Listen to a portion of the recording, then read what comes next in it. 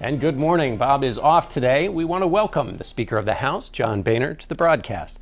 Mr. Speaker, I want to start with the vote on Friday night to keep the Department of Homeland Security open. When Republicans won their big victories in the Senate and the House in November, there was the promise that there would be no more of these crises, these fiscal fishtailings from crisis to crisis, no more cliffhanger moments. But on Friday night, there was another cliffhanger moment. Things were supposed to be different.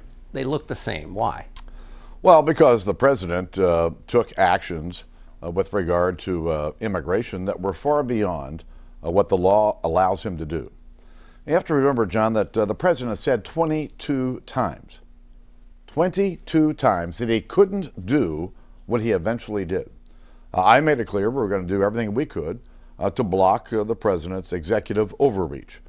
And that's the basis of the problem that we're trying to deal with. And the Senate refused to pass their own bill. Senator McConnell tried for almost a month to get the Senate to act, but 4 times Senate Democrats blocked the ability to even debate the bill. And so I thought that a 3-week continuing resolution to fund the Department of Homeland Security was ample time to have a Senate-House conference, which we've asked for on Friday night, and more time for the courts to make a decision about whether they're going to keep the stay in order that blocks the president's actions. You had a plan. You had a Boehner plan to take on the president. It was a 3-week effort, but that plan was circumvented. And we know about the problem with the Democrats, but this is what your allies say. So you have Congressman Nunes, who is the chairman of the Intelligence Committee, saying, quote, a small group of phony conservative members who have no credible policy proposals and no political strategy to stop Obama lawlessness. He said they were what caused the problem that thwarted your plan. The people who want to take it to Obama undermined the ability to take it to Obama. Peter King, also Republican, says this group has no concept of reality. Can you run a House with that kind of group in your membership? We do have some members who disagree from time to time over the tactics that we decide to employ. But remember, Republicans are united in this idea that the president has far exceeded his constitutional authority. And we all want to do things to stop the president from his illicit activities. Well, that's the thing. You want to do, you're all working, you want to do the same thing, but they are absolutely undermining you. We get in an argument over tactics from time to time. The goals were all the same. But did they have a plan that could have succeeded and passed and signed by the president that would have gotten them what they wanted, this small group, you say, that basically undermined your efforts? Not that I know of. So was it fruitless? It's a House of Representatives. As it said in the opener, the House is a rambunctious place. We have 435 members.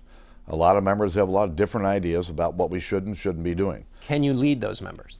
I think so. I think so. I'm not going to suggest it's easy because it's not. But remember what's causing this. It's the President of the United States overreaching, and that's not just on immigration. You know, 38 times he made unilateral changes to Obamacare. Many of these, I believe, far beyond his constitutional authority to do so. And so the frustration in the country, represented through the frustration of our members, has people scared to death that the president's just running the country right off the cliff. So what's next? Nancy Pelosi says that you made a promise to her that what would happen next is that a bill that would fund the Department of Homeland Security for the rest of the year would be brought up in the House. Did you make that promise? The promise I made to Ms. Pelosi is the same promise I made to Republicans, that we would follow regular order. You know, the bill is back in the Senate. We've asked for a conference with the Senate.